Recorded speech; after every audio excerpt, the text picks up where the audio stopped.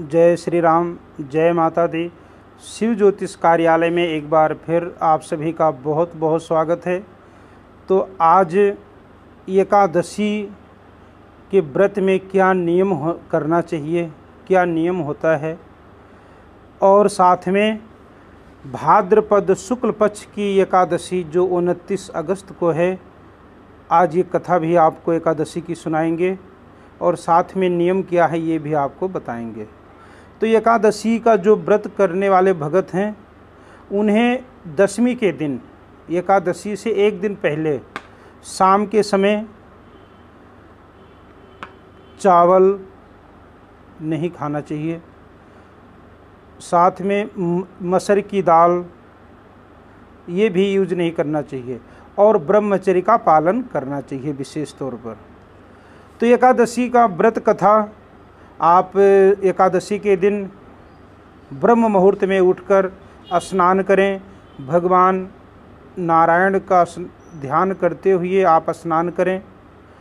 जल में आप थोड़ा सा गंगा जल, काले तिल डालकर स्नान करें और ओम नमो भगवते वासुदेवाय, गंगा यमुना सरस्वती त्रिवेणी का ध्यान करते हुए स्नान करें। स्नान करने के बाद शुद्ध वस्त्र, स्वच्छ वस्त्र धारण करके आप एकादशी के व्रत कथा करने से पहले आप भगवान जी का पूजन करें। आपके घर में शालिग्राम हैं या आपके घर में लड्डू गोपाल जी हैं या आपके नज़दीक कोई मंदिर है, वहाँ पर जाकर के आप श्रद्धा भाव के साथ भगवान राधा कृष्ण, लक्ष्मी नारायण, भगवान श्री राम, जिस भी भगवान की मूर्ति है आप भगवान को नमस्कार करें, प्रणाम करें और भगवान से प्रार्थना करें, प्रभु जाने अनजाने में अगर कोई भूल हो जाए व्रत करते समय तो आप उसे क्षमा करना।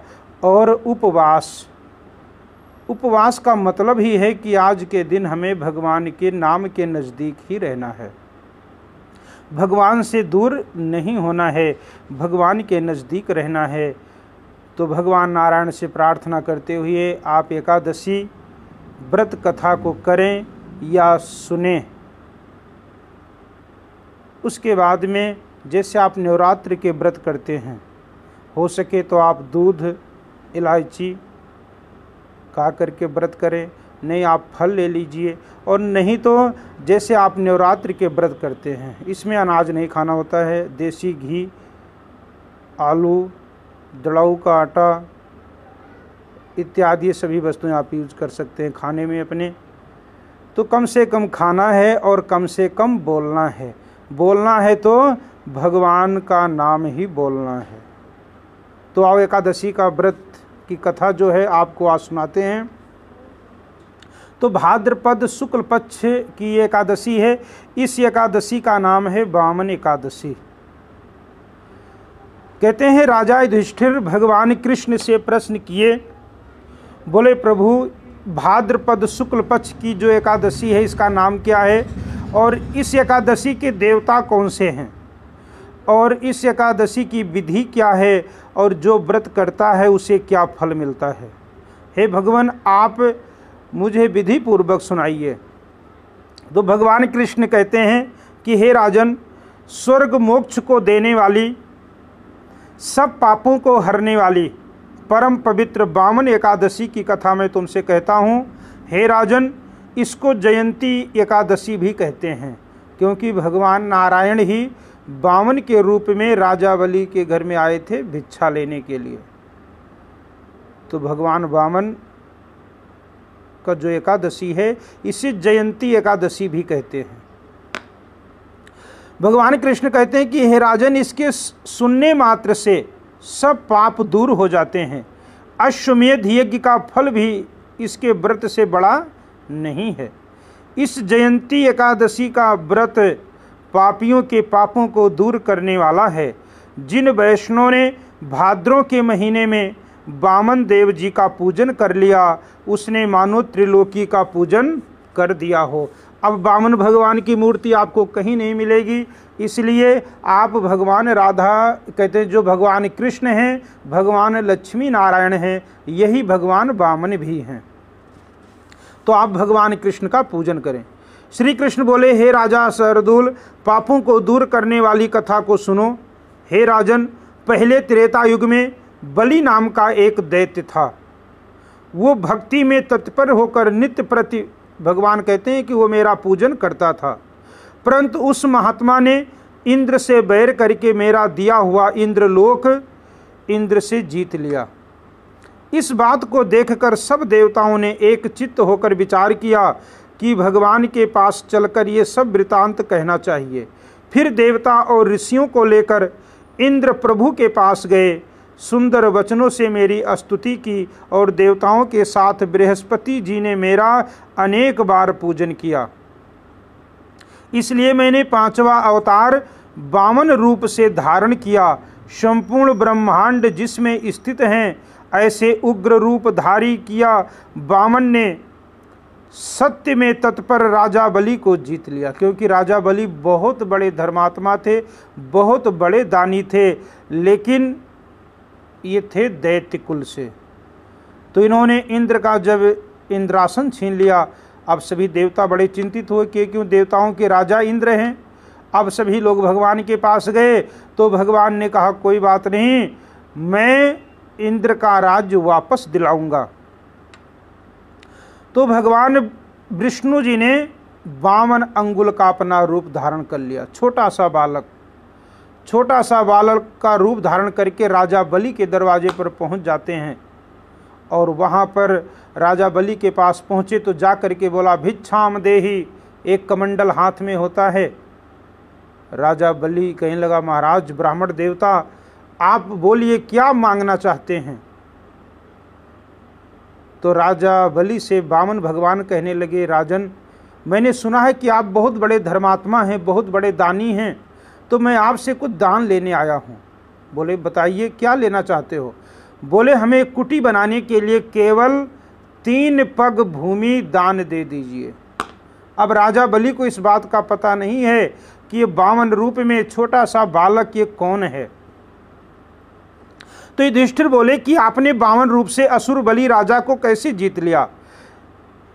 हे कृष्ण, ये कथा मुझे विस्तार से कहिए, आपका मैं भक्त हूँ। तो कृष्ण बोले, भगवान कृष्ण कहते हैं राजा युधिष्ठिर से कि मैंने ब्रह्मचारी बालक का रूप धारण करके बलि राजा से प्रार्थना की कि मुझे 3 पैर भूमि दीजिए, वो मुझको तीनों लोकों के समान होगी। हे राजन, ये दान मुझको देना चाहिए, इसमें कुछ विचार नहीं करना चाहिए। मेरे ऐसा कहने पर राजा ने 3 पैर भूमि दान करने की संकल्प कर दी। तो भगवान कृष्ण ने जब भूमि मांगा, वामन रूप में आए थे, तो सबसे पहले भगवान राजा बलि से कहते हैं कि आप मुझे पहले संकल्प कर दीजिए, पृथ्वी में बाद में नापूंगा। इसीलिए कहते हैं कि कोई भी वस्तु जब हम दान के रूप में देते हैं तो उसे संकल्प जरूर कराना चाहिए। तो क्योंकि जब संकल्प हो जाएगा, भगवान कृष्ण ने सोचा कि अगर अभी मैंने 3 पग रख दिया तो शायद ये मुकर जाएगा देने से, तो पहले मैं इसे संकल्प करा लेता हूँ और भूमि नाप मैं बाद में लूँगा। कहते हैं राजा बलि से मैंने कहा कि तुम्हें ये दान देना ही होगा, तो राजा बलि मान गया। तो मैंने वो भूमि संकल्प उसके हाथों से करवा दी। त्रिविक्रम शरीर विशेष रूप से बढ़ने लगा। भगवान कहते हैं कि फिर जैसे मैंने संकल्प किया तो फिर क्या हुआ कि मैंने अपना शरीर विशाल कर लिया। एक कदम मैंने रखा तो भूलोक में फैल गया, दूसरा भुवर लोक में जंगा हो गई, स्वर्ग लोक में कमर, महालोक में पेट, जनलोक में उदर और तपोलोक में कंठ पहुंचा। सत्यलोक में मुख और उसके ऊपर सिर को स्थापित कर दिया। सूर्य चंद्रमा से लेकर ग्रह तारा गण योग ये सब आ गए। इंद्र से लेकर देवता, शेष जी से लेकर नाग वेद के मंत्रों से अनेक प्रकार से स्तुति करने लगी। सभी देवता बड़े प्रसन्न हो गए जब भगवान का इतना विशाल विकराल रूप देखा, तो फिर सभी देवता स्तुति करने लगे। तब राजा बलि का हाथ पकड़कर मैंने उससे कहा कि एक पैर से तो मैंने पृथ्वी नाप ली और दूसरे पैर से मैंने स्वर्ग नाप लिया। हे अनघ, मेरे तीसरे पैर के लिए स्थान बताओ। वो कौन सा स्थान है, कहाँ पर मैं तीसरा कदम से नापूं। इस तरह मेरे कहने पर राजा ने अपना मस्तक मेरे चरणों में रख दिया। तब मैंने इसके माथे पर एक पैर रख दिया। फिर मेरी पूजा करने वाला बलि राजा पाताल लोक को चला गया।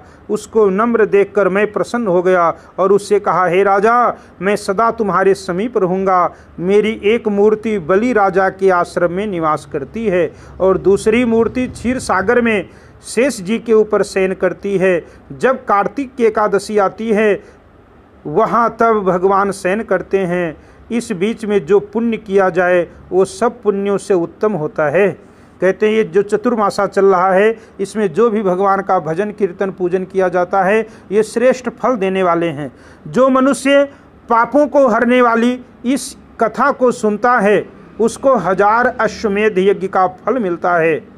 बोलो श्री कृष्ण भगवान की जय। इस दिन भगवान वामन का पूजन करना चाहिए और ओम नमो भगवते वासुदेवाय मंत्र का जाप करना चाहिए। और एकादशी का व्रत तो आप सभी करेंगे ही। जय श्री राम, जय माता दी।